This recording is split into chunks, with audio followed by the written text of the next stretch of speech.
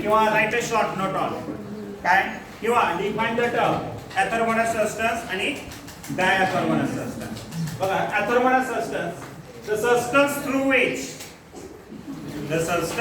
Through which heat radiation cannot be transmitted.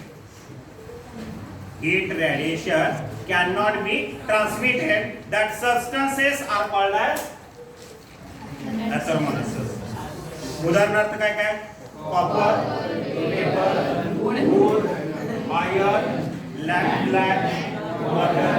तर हे त्याची काय सगळे एक्झाम्पल. त्यानंतर for this substance coefficient of transmission किती असतं? ट्रान्समिट होत नाही याचा अर्थ टी ची व्हॅल्यू 0 असते.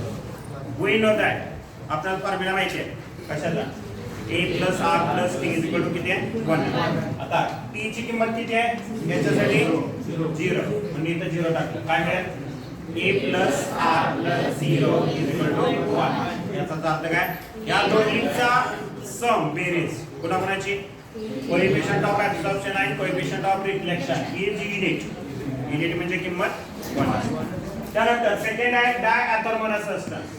ज्या सबस्टन्स मधून हीट ट्रान्समिट केली जाते त्याला म्हणायचं diathermanous substance. The substance through which heat radiation can be transmitted are called as diathermanous substance. Example कोणकोणते आहेत?